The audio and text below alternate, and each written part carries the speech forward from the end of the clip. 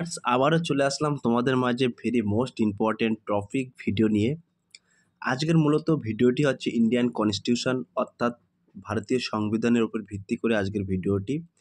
তো যে সকল ভিউয়ার্স অল কম্পিটিটিভ এক্সামের জন্য প্রিপারেশন নিচ্ছেন, KP constable, WP constable, SSC, PSC, clerkship, এই সমস্ত পরীক্ষার জন্য যারা প্রিপারেশন নিচ্ছেন তাদের ক্ষেত্রে কিন্তু আজকের ভেরি মোস্ট ইম্পর্টেন্ট হতে চলেছে ভিডিওটি। তাই ভিডিওটি স্কিপ না করে সম্পূর্ণটি দেখার জন্য অনুরোধ রইল। আর যে সকল ভিউয়ার্স এখনও পর্যন্ত আমার এই চ্যানেলটি সাবস্ক্রাইব করেনি তাদেরকে বলবো প্লিজ অতি দ্রুত সাবস্ক্রাইব করে দিয়ে আমাদের পাশে থাকুন এবং বন্ধুদের মাঝে শেয়ার করে দিন। চলুন আজকের প্রথম প্রশ্ন দেখে নেওয়া যাক।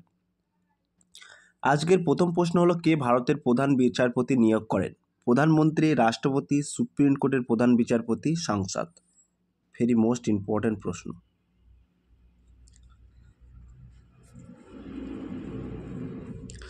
এক নম্বর প্রশ্নের ক্ষেত্রে কিন্তু সঠিক উত্তর হয়ে যাবে option B is the right answer, রাষ্ট্রপতি। তাহলে কে ভারতের প্রধান বিচারপতি নিয়োগ করেন? সঠিক উত্তর রাষ্ট্রপতি। 2 নম্বর প্রশ্ন, ভারতের রাষ্ট্রপতির মেয়াদকাল কত? 3 বছর, 5 বছর, 4 বছর, 6 বছর?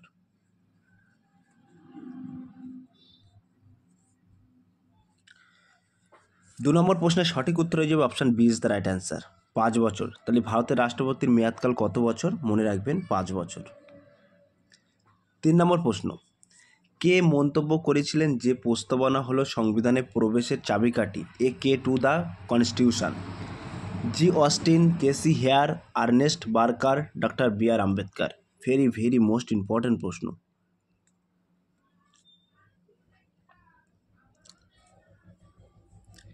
তিন নম্বর প্রশ্নের সঠিক উত্তর হয়ে যাবে option C is the right answer, Ernest Barker কিন্তু এই মন্তব্যটি করেছিল, মনে রাখবেন। 4 নম্বর প্রশ্ন, বিশ্বের কোন দেশ প্রথম সংবিধানের পূর্বে একটি প্রস্তাবনাকে যুক্ত করেছিল? আমেরিকা, জাপান, ভারত, চীন? ভেরি মোস্ট ইম্পর্টেন্ট প্রশ্ন।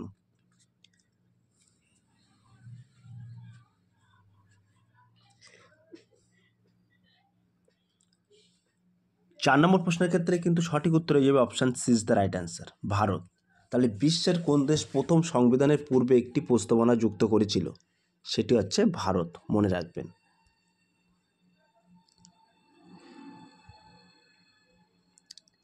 5 নম্বর প্রশ্ন, ভারতীয় পার্লামেন্টের কটি কক্ষ আছে? একটি কক্ষ, দ্বিকক্ষ, ত্রিকক্ষ, 5টি কক্ষ? ভেরি মোস্ট ইম্পর্টেন্ট প্রশ্ন।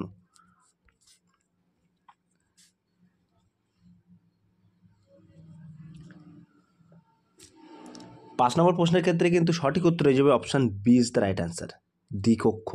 তাহলে ভারতের পার্লামেন্টে কটি কক্ষ আছে? মনে রাখবেন 2টি কক্ষ আছে।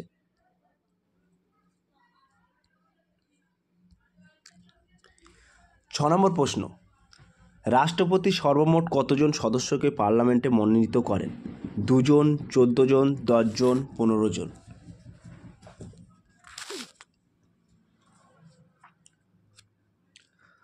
6 নম্বর প্রশ্নের ক্ষেত্রে সঠিক উত্তর হয়ে যাবে option B is the right answer, 14 জন। তাহলে রাষ্ট্রপতি সর্বমোট কতজন সদস্যকে পার্লামেন্টে মনোনীত করেন? মনে রাখবেন 14 জনকে। 7 নম্বর প্রশ্ন, রাজ্যর অর্থ কমিশন কে গঠন করেন? রাজ্যপাল, মুখ্যমন্ত্রী, অর্থমন্ত্রী, রাষ্ট্রপতি?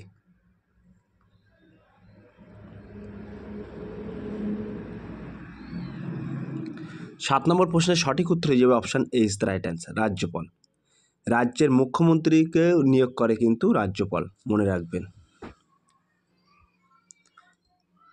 8 নম্বর প্রশ্ন, সরকারের নতুন আর্থিক বছর শুরু হয় 1 এপ্রিল, 1 মার্চ, 30 এপ্রিল, কোনোটি নয়?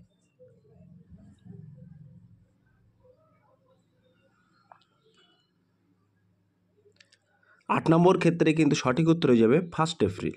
তাহলে 1 এপ্রিলে কিন্তু নতুন আর্থিক বছর শুরু হয় সরকারের। 9 নম্বর প্রশ্ন, ভারতের নির্বাচন কমিশনদের কার্যকালের মেয়াদ কত বছর? ভেরি মোস্ট ইম্পর্টেন্ট প্রশ্ন। 2 বছর, 4 বছর, 5 বছর, 6 বছর?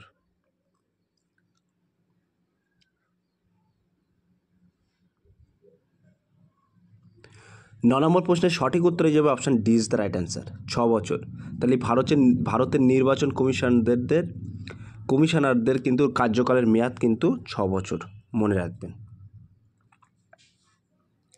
10 নম্বর প্রশ্ন, পার্লামেন্টের কোন কক্ষটি স্থায়ী কক্ষ হিসেবে বিবেচিত হয়?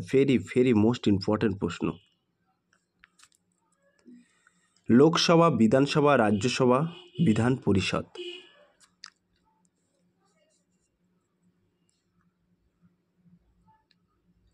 10 নম্বর প্রশ্নের ক্ষেত্রে কিন্তু সঠিক উত্তর হয়ে যাবে option C is the right answer, Rajya Sabha. প্রিয় ভিউয়ার্স, আমাদের ডেসক্রিপশন বক্সে হোয়াটসঅ্যাপ গ্রুপ লিঙ্ক এবং টেলিগ্রাম গ্রুপ লিঙ্ক দেওয়া আছে।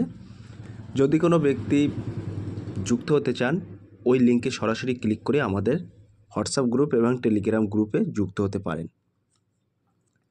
নেক্সট প্রশ্ন দেখে নেওয়া যাক। 11 নম্বর প্রশ্ন, কেরালার পর ভারতের কোন রাজ্য সাক্ষরতার হার সবথেকে বেশি? ভেরি মোস্ট ইম্পর্টেন্ট প্রশ্ন।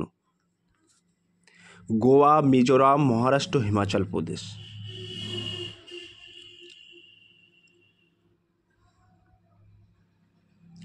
11 নম্বর প্রশ্নের সঠিক উত্তর হয়ে যাবে option B is the right answer, Mizoram.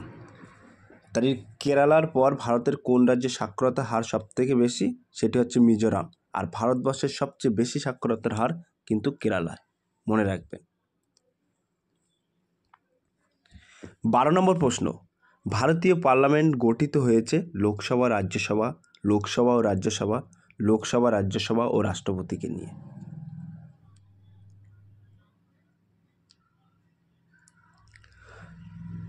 12 নম্বর প্রশ্নের কিন্তু সঠিক উত্তর হয়ে যাবে option D is the right answer. Lok Sabha, Rajya Sabha ও রাষ্ট্রপতিকে নিয়ে কিন্তু ভারতীয় পার্লামেন্ট গঠিত হয়েছে, মনে রাখবেন। 13 নম্বর প্রশ্ন, ভারতের রাষ্ট্রপতি কার পরামর্শ মানতে বাধ্য থাকেন? ভেরি মোস্ট ইম্পর্টেন্ট প্রশ্ন। লোকসভার স্পিকার, মন্ত্রিপরিষদ, প্রধান বিচারপতি, ক্যাগ।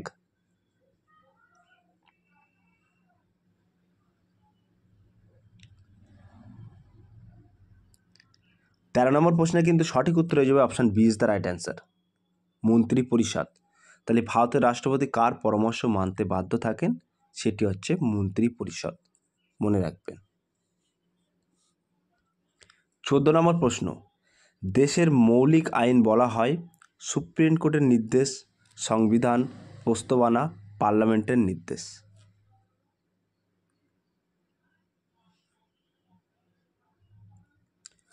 14 নম্বর প্রশ্নের ক্ষেত্রে কিন্তু সঠিক উত্তর হয়ে যাবে option B is the right answer, সংবিধান। তাহলে সংবিধানকে কিন্তু দেশের মৌলিক আইন বলা হয়, মনে রাখবেন। 15 নম্বর প্রশ্ন, রাজ্যের অ্যাডভোকেট জেনারেলের বেতন কে নির্ধারণ করেন?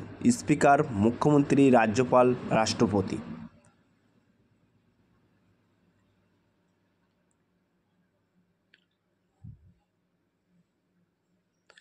15 নম্বর প্রশ্নের ক্ষেত্রে কিন্তু সঠিক উত্তর হয়ে যাবে option C is the right answer, রাজ্যপাল।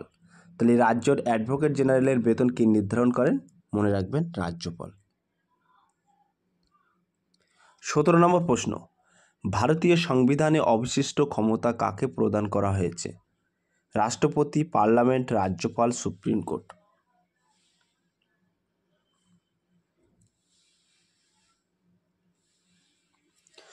17 নম্বর প্রশ্নের ক্ষেত্রে কিন্তু সঠিক উত্তর হয়ে যাবে option B is the right answer, parliament. তাহলে ভারতীয় সংবিধানে অবশিষ্ট ক্ষমতা কাকে প্রদান করা হয়েছে? মনে রাখবেন, পার্লামেন্টকে কিন্তু অবশিষ্ট ক্ষমতা প্রদান করা হয়েছে। 18 নম্বর প্রশ্ন, অধিকারের বিল বলতে কোন দেশের অধিকার সম্পর্কিত আইনকে বোঝানো হয়? ভেরি মোস্ট ইম্পর্টেন্ট প্রশ্ন। Canada, America, Bharat, Britain.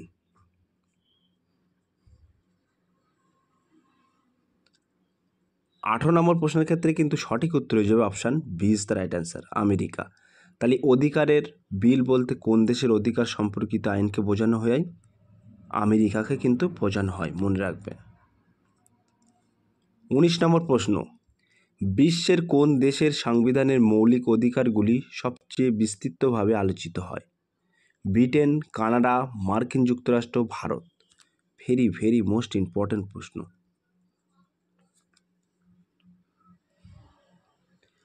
19 নম্বর প্রশ্নের ক্ষেত্রে কিন্তু সঠিক উত্তর হয়ে যাবে option D is the right answer, Bharat. 20 নম্বর প্রশ্ন অর্থাৎ আজকের লাস্ট প্রশ্ন, তপশিলীভুক্ত জাতি ও উপজাতিদের জন্য সরকারি সংরক্ষিত থাকবে এটি কোন ধারায় বলা হয়েছে?